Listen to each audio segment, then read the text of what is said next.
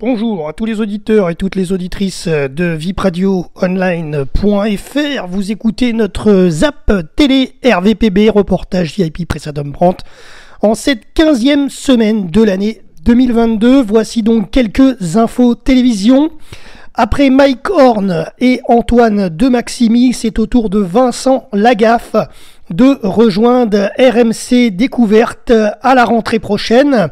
Il interviendra chaque semaine en prime time et viendra en aide à des garagistes en difficulté.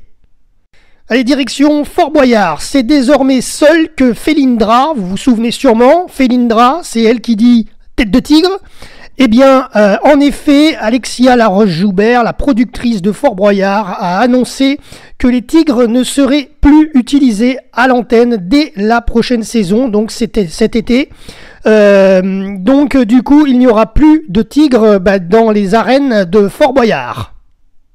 Parlons du journal de 13h sur TF1. Marie-Sophie Lacaro, absente de l'antenne depuis le début de l'année, a donné de ses nouvelles sur Instagram à travers une vidéo qu'elle a postée sur les réseaux sociaux.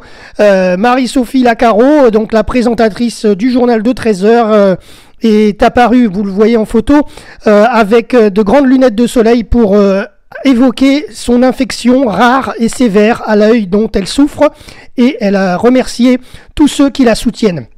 Voilà, en son absence, c'est bien sûr Jacques Legros qui lui succède sur le fauteuil du Trésor, et nous espérons qu'elle sera de retour prochainement. Allez, on part un petit peu sur M6 pour célébrer les 20 ans de Caméra Café. Yvan Le Bolloc et Bruno Solo ont réuni les acteurs de la série emblématique de M6. Caméra Café, donc un prime inédit, est annoncé depuis plusieurs mois. Il est actuellement en tournage et la diffusion est prévue sur M6 d'ici la fin du printemps. Alors on parle un petit peu du Festival de Cannes. Vous le savez sûrement, ce n'est plus Canal+ qui diffusera le festival à compter du mois de mai prochain. C'est France Télévisions qui retrouve le festival après 28 ans de séparation. Le Festival de Cannes qui est, rappelons-le, présidé pour le moment par Pierre Lescure, qui est le président et qui officie également sur France 5. Thierry Frémaux, le délégué général du festival. Et concernant ce dispositif média du 75e Festival de Cannes, Virginie Efira sera la maîtresse de cérémonie des festivités le 17 mai en direct du Palais sur France 2, suivi ensuite par des émissions quotidiennes du 17 au 28 mai qui seront diffusées sur la chaîne Culture Box de France Télévisions de 19h à 21h, avec une quotidienne donc qui sera présentée par Daphné Burki en direct. Et j'en profite d'ailleurs pour dire évidemment que notre média RVPB sera présent aussi au Festival de Cannes cette année, comme les années antécédentes. Et donc nous couvrirons quotidiennement le journal avec notre débrief Un jour à Cannes, que vous pourrez retrouver sur notre antenne. Ensuite, dernière info, ça concerne TF1, ça concerne l'animatrice Alessandra Sublet, qui anime C'est Canteloup, avec Nicolas Canteloup d'ailleurs. Elle a annoncé qu'elle allait mettre un terme au début de l'été, sa carrière, elle allait mettre un terme à sa carrière d'animatrice au début de l'été. Elle est autrice d'un livre J'emmerde Cendrillon, qui est sorti en mai 2021 et souhaite se consacrer à de nouveaux projets. Elle va donc disparaître plus ou moins entre guillemets du petit écran. Elle va donc arrêter ses Canteloup.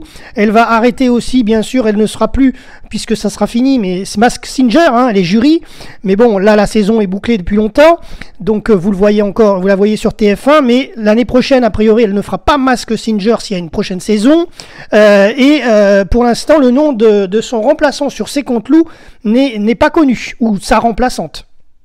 Et elle va également, donc elle est écrivaine, elle fait des livres, mais elle est également actrice, puisque vous allez la retrouver quand même dans le petit écran sur Andy Gang, qui est un téléfilm qui sera diffusé sur TF1 prochainement. Elle incarnera la mère d'un jeune homme handicapé et elle souhaite se consacrer à la comédie pour changer de carrière.